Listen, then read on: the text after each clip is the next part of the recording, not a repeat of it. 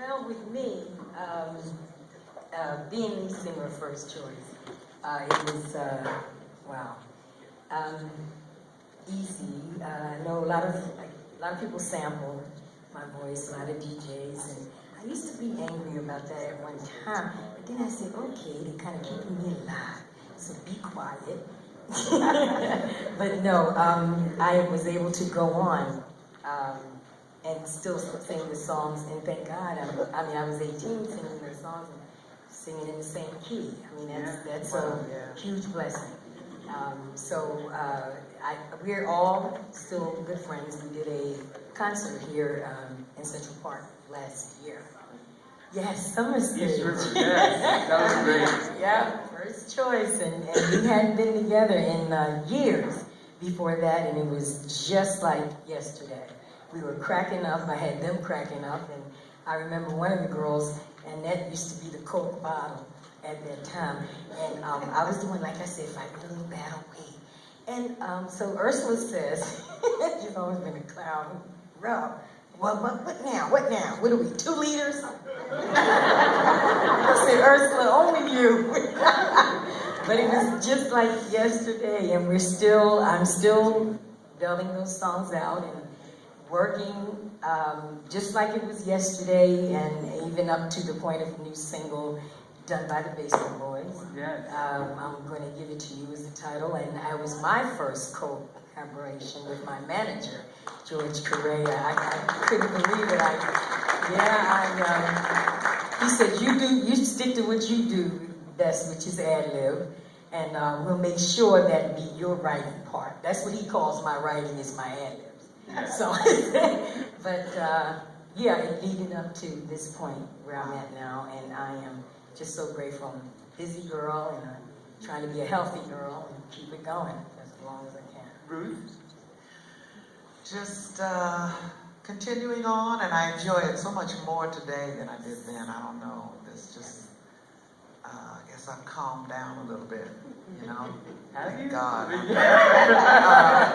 A little bit. And I don't drink quite as much. And your granddaughter is here, Sadako. Yeah, my granddaughter sings with us now, and now she's pregnant with my great-grandson. And she just on stage with that belly, just shaking it on up. And my daughter sings with us sometimes too, Issa. And so we're just trying to keep it in the family so that blend will stay strong. Nona.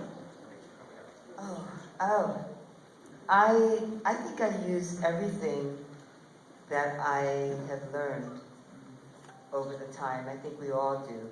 You know, it becomes a part of our DNA, and it has given me the ability to grow from being a singer, and not someone who wanted to be a singer, not someone who wanted to be in show business to begin with, but to grow in that, and then to develop as a writer, and to have Patty as a voice to write for, and Sarah, the group, LaBelle, to write for, and then to be able to produce other artists over time, to do my own shows, to be a solo artist and travel and create other things other than popular music, to write for the theater, to write for Alvin Ailey Dance Company, to write for film, to score films, to become an ambassador for Berklee College of Music, to work with young people, and to basically give back a lot of what I was given and what I've learned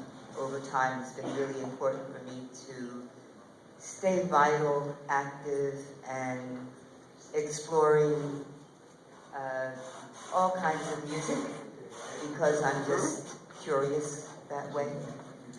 And so everything that I've learned over the years, I use like a stew.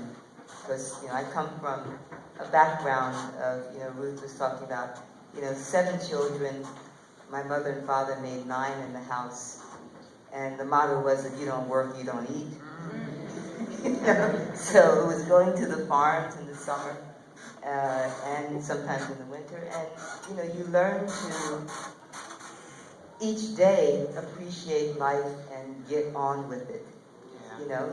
And so that's a part of my work ethic and appreciation for what I've been given in this life that I didn't even expect at all. Wow.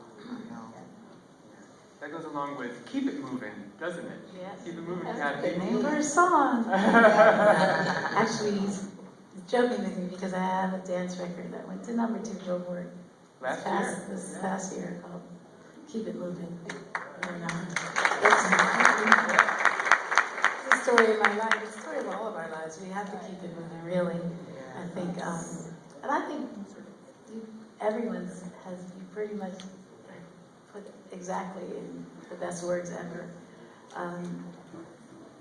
For as much as you go through your struggles and everything, it's not just music, but what we do in life. And in the end, I don't think I do it any other way, because you learn along the way. And I can say that, I think we all have grown up on stage. We really have. This is home for us. And I feel like there's such a difference, I think, in being able to grow up on stage and be that entertainer. And it's special, I think, to be an entertainer, because I think, I feel like you have gifts. We all have gifts. But you have to share that gift and use it. And there's a saying, do not become what people say you are, that I live by. I think you always be innovative, always think of new things, and that's what keeps me moving.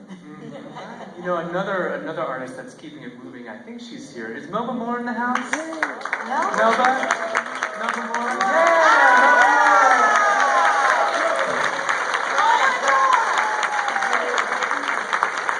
Melba Moore keeps it moving, let me tell you. Thank you for being here, Melba. Thank you. You're such an inspiration to all of us. So we welcome you here for sure. Yeah! Okay, our questions from the audience. Please, if you can, keep your questions to 30 seconds so we can get through to everybody, because we have a curious audience here. So, hi. Thank you all for your beauty and wisdom, all 5 of you.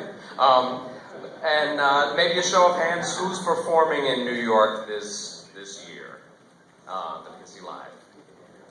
Nona. You can come to Harlem Stage to see or hear Parallel Lives, which is about music of Billie Holiday and Edith Piaf. April 28th. There's both their centennials, April 30th and May 1st. April 30th. I should. I'm performing for Black Girls Rock. That's this Saturday. Black Girls Rock, Yeah, yes. You're watching that for sure. Sir. I'm going to take part of my 30 seconds to make a statement to just say thank you so much to all of you ladies on stage and to the ladies in the audience for all the joy that you brought to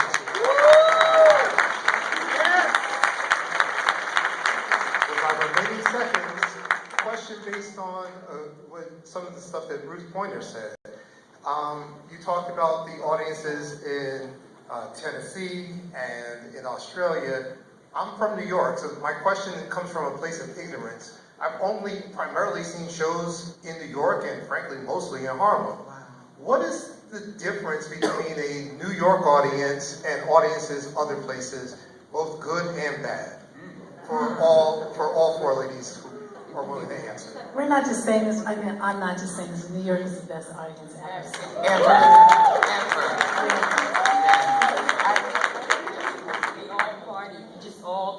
There's no one in a club that's you're checking out like a girl's dress may not, okay, in Philly, I'm from Philly, and they'll be in the clubs and they'll be checking out this chick and they may not like her dress, and but New York, everybody They have a good time. parties. Oh yeah. And also, I think it's always New York audiences are the hardest audiences. Yes. Well, I think New York audiences are They some of can the be hardest hard. audiences in the world. Because you They can't- are, And absolutely. because you see so much, you're exposed to so much great talent in the same way as in London or Rome or any of the major cities in the world.